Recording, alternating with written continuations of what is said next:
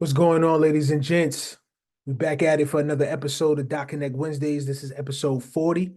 Today, I'm going to be talking about Microstrategy's latest Bitcoin purchase, DEXs and contract addresses, and the M2 Abu Dhabi exchange. So there's a lot that's been going on recently, and I just kind of wanted to touch on a few things just so you guys are abreast and aware of what's actually going on in the space. I'm also going to I'm going to tell you guys about that ledger situation because we're big on security. So because we're so big on security, we always make sure that we tell you guys always secure your assets, always protect your assets, right? That's the most important thing to us. So what I wanted to do was make sure that everybody knew exactly what it truly meant when Ledger said that they had a compromised library. I don't know if you guys, did the due diligence or did your research on that, but I'll break it down for you. So, in layman's terms, the Ledger library exploit, um, basically what happened was there's a library that's used by many dApps or decentralized apps, and it's maintained by Ledger. That library got compromised, and the person or persons who compromised it, they added a wallet drainer. So I went and found the actual code, and I'll show that to you guys in a second on screen. But basically, the wallet drainer is anytime you interact with the dApp, any interactions with it, um, it's going to drain your wallet. So it will literally take all the cryptocurrency that's inside of your cold storage wallets, whether it was your Ledger Nano S, X, whatever, the S Plus.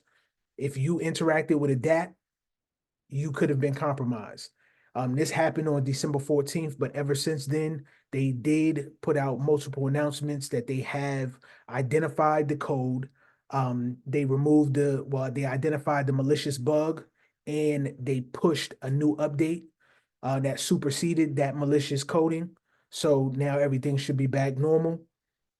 Steve and I, for our VIPs, we're definitely going to put out some information for you guys. We have two new cold storage wallets that we stand by, and everybody will eventually get that recording, but we're going to make sure that we put that out for everybody, just so you'll have that info. But it basically drains the money out of your cold storage wallets as soon as you interact with the dApp.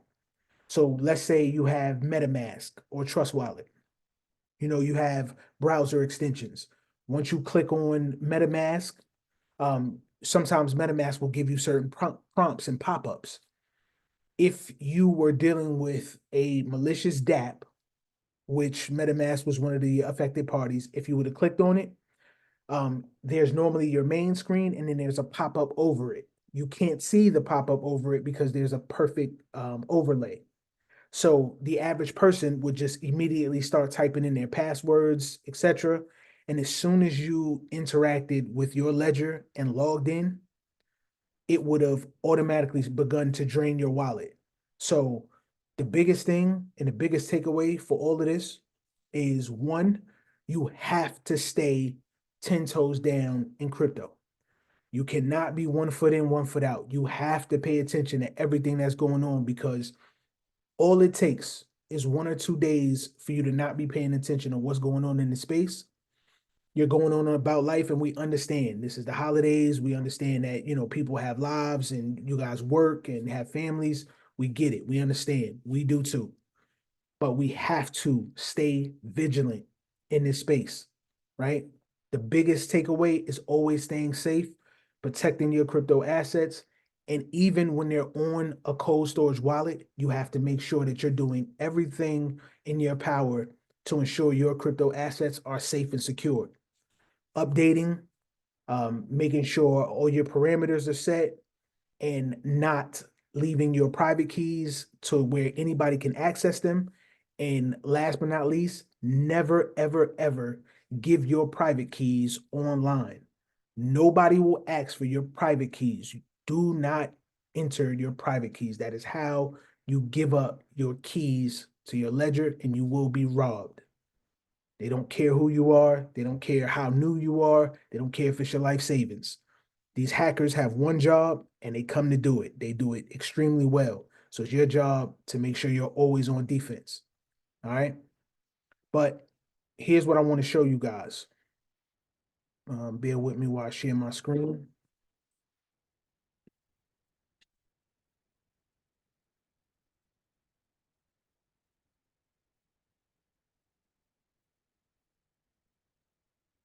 All right. Can you guys see this? Somebody sound off or give me a thumbs up.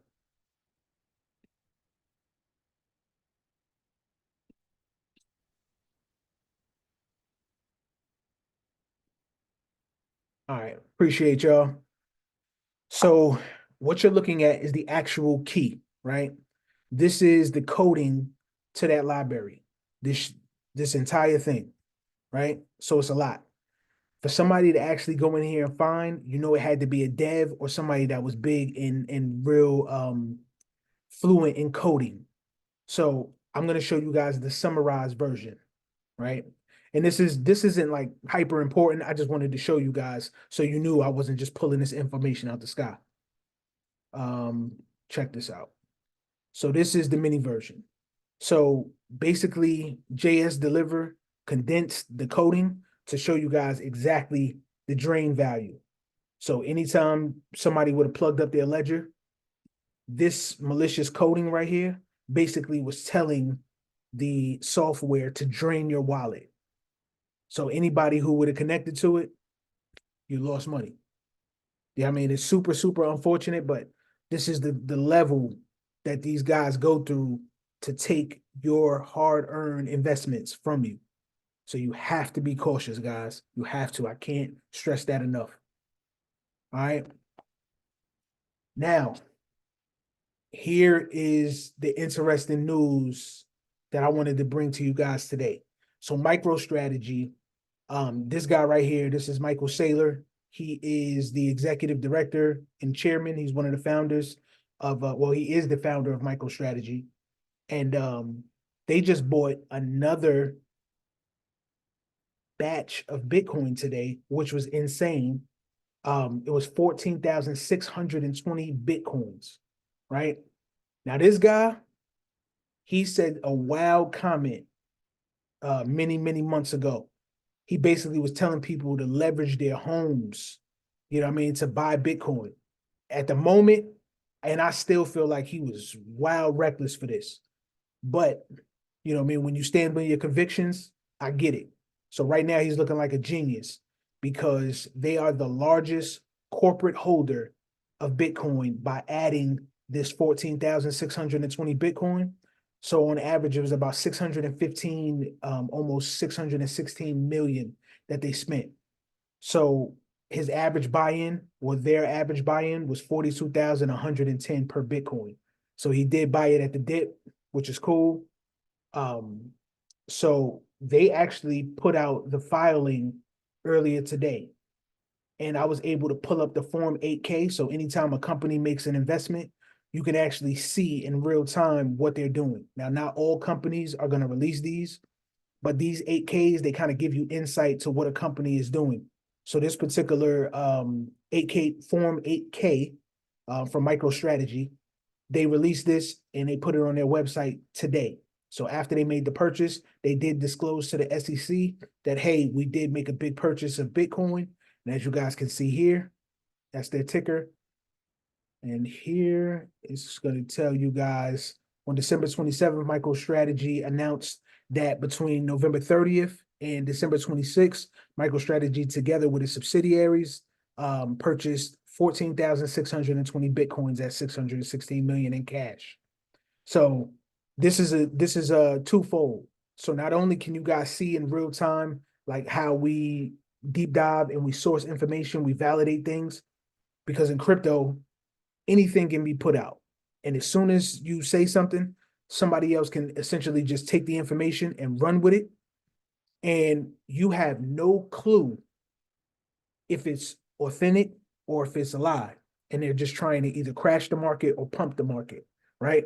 So this is one of the gems I want to give to you guys. So on your own time, anytime you hear somebody say, hey, they made a substantial investment or they purchased XYZ, sometimes this is one of the indicators that you can go and corroborate that information right on the company's website.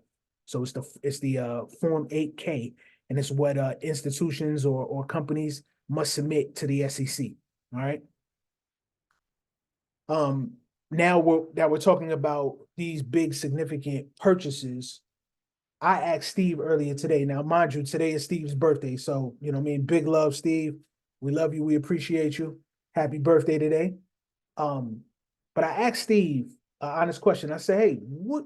I keep seeing these big purchases by MicroStrategy, right? And Mike Saylor, he is huge on Bitcoin. He is a huge, huge advocate for Bitcoin. So I asked him. I'm thinking to myself, I'm like, what's the end game for these guys to just continue to purchase boatloads of Bitcoin? One, I already know that the asset is scarce, right? So I get it. And these guys are investment buffs. So it's their job to basically get into things that's emerging, invest, stake their claim, you know, create a big, big position, and then they'll get the reward because these guys are still considered early investors. And the fact that these guys are the largest corporate holder of Bitcoin speaks volumes. So in the conversation, and it was brief, Steve was just like, listen, this is just what they do. These guys are just trying to get in, trying to get position early so that, you know, in the later years, these guys look like geniuses. Hey, in 2017, they were buying. In 2020, they were buying. In 2023, they were buying. So when it comes to 2030 and people are just now getting in, and then we have mass adoption, you have a super scarce asset. You have cryptocurrency, and people are going to be running to give whatever money that they have, they're going to be running to try to get into this space before it's too late because they're going to be chasing green candles. But you and I know we don't chase green candles. We just position ourselves early. So ultimately, what that boils down to is MicroStrategy.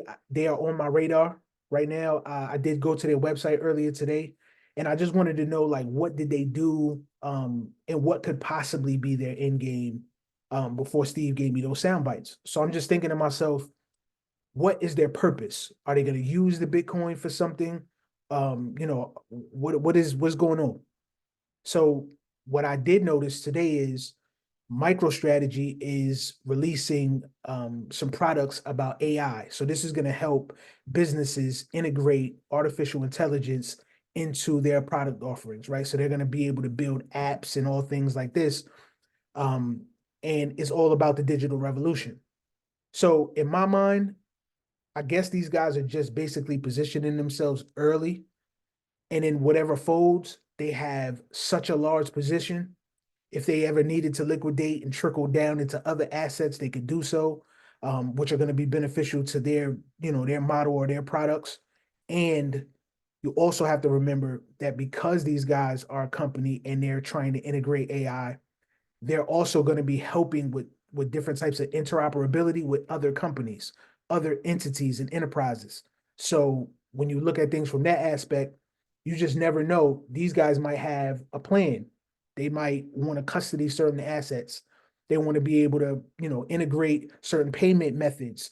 And maybe Bitcoin would be the optimal crypto they choose because Mike Saylor, being the executive chairman and founder, he's a big Bitcoin buff. So you just don't know what these guys' plan is until the puzzle pieces start to fit together. So you know me, I like to dig. So that's just basically what I'm going to be looking into.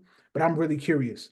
I'm also impressed that these guys are just going so hard with the purchases of Bitcoin. So, shout outs to them. Um, I'm not a big Bitcoin person, but I can say this. Anytime that there's notable news that comes out and notable moves concerning the cryptocurrency space, a lot of times I'm going to champion it, right? Because it's not just about Bitcoin, it's about the attention that Bitcoin is bringing to cryptocurrency. Because a lot of people are still under a rock. They still have no clue that the digital revolution is happening right now. They have no clue.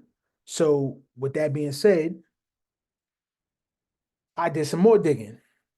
So 1 month ago today, right? And this is different from this has nothing to do with MicroStrategy. I just did some digging, and a month ago today, November 27th, 2023, there was an announcement about the launch of a new cryptocurrency exchange out of Abu Dhabi. It is called M2, Mike 2, right? So this exchange is out of the UAE, right? This is the United Arab Emirates. So we're talking about Dubai, Abu Dhabi, etc. And basically, this is going to offer, it's a trading platform, but it's going to offer trading and custodial services to everybody in a financial free zone in Abu Dhabi, right? So this is a huge, huge step for the quote unquote Middle East, because now they have one, they're going to be a major crypto hub. Two, there's a lot of wealth that is on that side of the world. And three, they are already working with a lot of cryptocurrency projects. So the fact that they're going to have a multilateral trading facility and it's regulated is awesome, right? So they're going to be able to sell, custody, buy, all of that. And this is for retail and institutional United Arab Emirates or Emiratis clients. All right. So that's awesome. And this is just to show you guys like they're not playing. Crypto is becoming even more expansive. They're already moving and they're making headway in untapped areas. But mark my words when I tell you, a lot of the money is becoming digital, and a lot of that money and wealth and gold and commodities and things like that that's over there in Dubai. I seen it firsthand. The money is going to pour. And now that they have a regulated exchange, you're going to start seeing a lot more volume increase. So what this means for you, the average retail investor, is start paying attention to the moves that happen in the news that comes out of the Middle East, out of Dubai, out of Saudi, out of Abu Dhabi, right? Because what's going to happen is these guys are going to find their assets. They're not going to make big announcements. They're going to find their assets and they're going to make huge buys. When they make their purchases, remember, this exchange is for institutional and retail. So now think about not only just the individual wealth that's over there, think about the companies, the entities that exist over there that are going to be able to facilitate investments, and they're going to facilitate transactions amongst one another, and they can use these type of exchanges. So these guys are already hit. Dubai is not waiting, they're not playing no games. So if you miss this boat, it's on you. And the reason I'm even bringing news about different regions and the different connecting points is because everything about this digital revolution is all about connectivity, interoperability. How efficient can we make moving money from point A to point B? And it's already happening. So if you're paying attention to what these big behemoths are doing, you can position yourselves properly, and you can make a lot of money, right? So just prepare yourself, guys, because these things are happening. Now, the only downfall that I did not like, this is the actual M2 platform, right? So this was a problem that I had. There's always an issue when it comes to United States residents. If you are a United States citizen, you cannot participate in this M2 exchange. Now, I've been doing a little digging. Some people who have VPNs, they've gotten through. Some people have said that their VPNs do not work and that it was detected. So, do with that information as you guys will. But I'm just letting you know, just based off the information that was on their website. It looks super easy to use. It looks awesome. There's billions. It's backed by billionaires. Their team is amazing, and the ease of use just looks incredible. You can trade, you can earn. I think they are planning on doing a learn function for people who want to learn, just like other exchanges like we have here in the United States. Like Coinbase has Coinbase Learn, where you can earn cryptocurrencies for learning certain things. They're going to launch all of this. But guys, this M2 exchange, this is it. This is going to be powerful. So hopefully they do open it up to everybody. That is my hope. But for right now, it's a no-go for US citizens. All right. And you guys can, dig around. I'll drop the link for you guys inside the chat. That way you guys can kind of play around with the exchange and, see if you guys can get in if you're interested or not. But they have a mobile app as well. I tried to do the mobile app, and then that's when I was notified it doesn't work in my region. All right. So next, I want to talk to you guys about contract addresses, right? This is something that Steve wanted to bring to you guys' attention.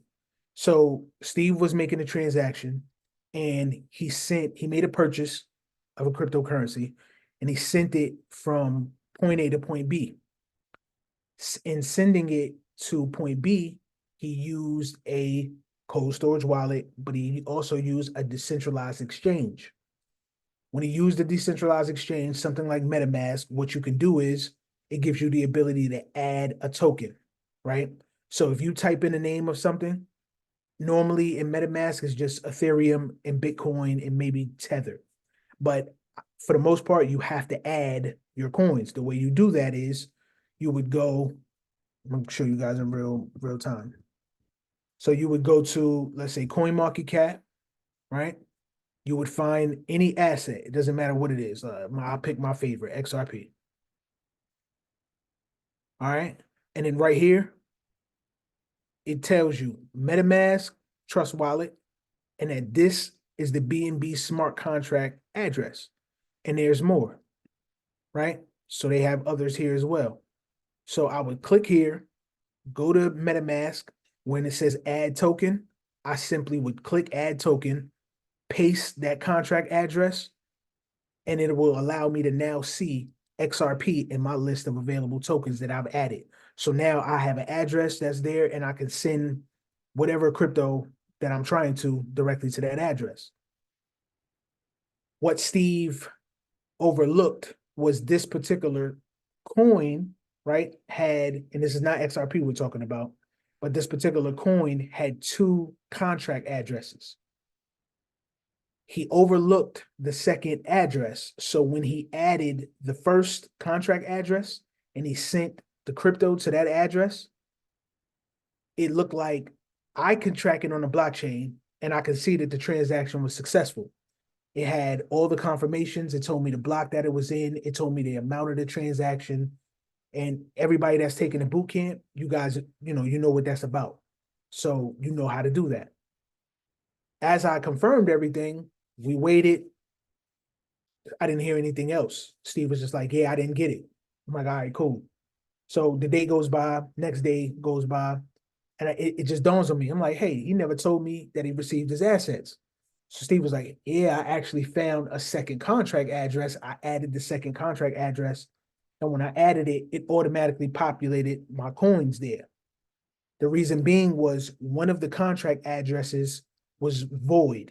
It had expired, but he was using a main resource tool, CoinMarketCap, right?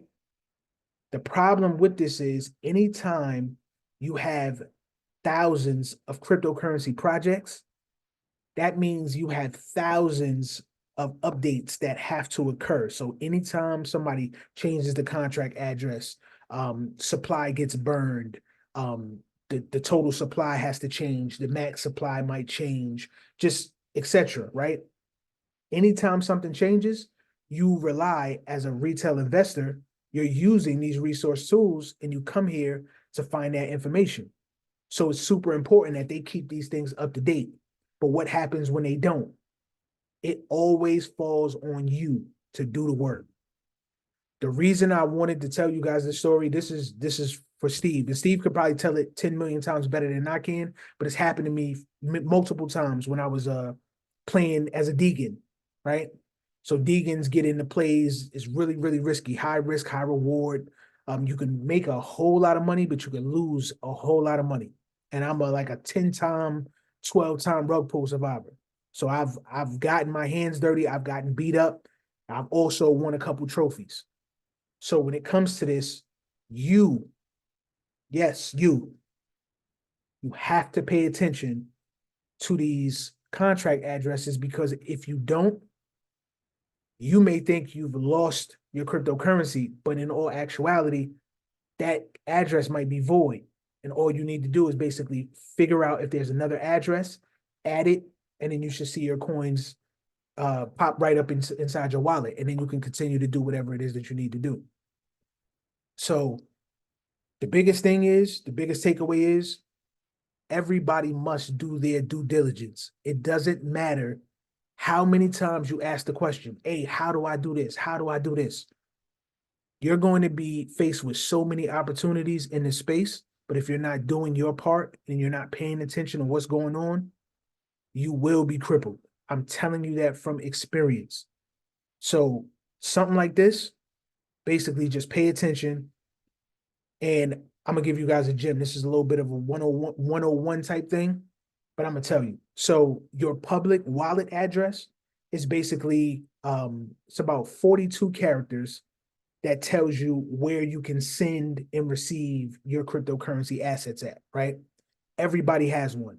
If you have a cold storage wallet, depending on whatever token that you're trying to send or receive, you're going to get a public wallet address. That simple, right? Whether it's on an exchange, whether you have a cold storage wallet, it doesn't matter. That's essentially what a public wallet address is. It's just a place where you're going to send and receive your assets. Now, a contract address is different. So with contract addresses, this is the smart contract where it's telling you that there's programmable data and rules. And every time those rules are met and those conditions are met, it automatically enforces the smart contract. So the contract address is essentially where the users are going to interact with the smart contract, sending, receiving tokens, and doing certain specific functions. So it is all about a smart contract. So what I showed you guys here with XRP, this address, this is your contract address. This is not your receiving address. So here, this is not what you would be sending your crypto to, right? You would be sending it to your public address that they provide for you whenever you log into your account. But these are the actual contract for the token itself. And that's how you you kind of partake and participate with the smart contracts and things like that. All right. So just wanted to lay that on y'all. And I'm going to give you guys a gem. So because today is Steve's birthday, I'm going to give y'all a play. And before I give you this play, I want to make something known to you guys. So Solana has been on a tear, right? Solana has been going crazy. The volume is insane. The money that's been flowing into that Solana ecosystem has been insane. So it looks like if you wanted to make a lot of money, basically just put your money in Solana somewhere and you're gonna make some gains, right? This is not financial advice, and I'm not telling you to do that. I'm telling you the perception. Here's what I want to tell you guys, and I'm telling you guys firsthand. Right now, memes are going insane on Solana. So if you're a person that's involved in this ecosystem, and Steve is still going to release a couple plays from the Solana ecosystem, you have to, guys, you have to pay attention to where you put your money at and what type of plays that you guys get into. I do not want you guys to see something, that might cross your ether on social media, Twitter, Instagram, whatever, Facebook, and somebody says, listen, this is a new meme coin, put your money in here, you'll make millions of dollars. And I'm seeing this every day. There's guys that say, I've turned 5,000 into 50,000. I turned 5,000 into 500,000 in a span of 5 days. Now, this is true. Some of these guys I've actually verified and I've had conversations with them. So what some of these guys were doing, where they were catching plays super early, right? Before they were dropping. And then they were putting in certain amounts of capital. And when everybody else got to it, they were just pumping. And they've been doing this for like the last, I want to say probably like the last month. Solana's just been going off. But there have been multiple rug pulls. There's been multiple meme coins that's dropped where they appreciate insanely and then they plummet. So I personally was just having a conversation with somebody in on the Discord. They said, listen, have you heard about Analos? So Analos is a meme coin. And they gave it a little bit of utility. And I think the price was like 0.0000 something, right? So I'm saying to myself, you know what? This is an opportunity.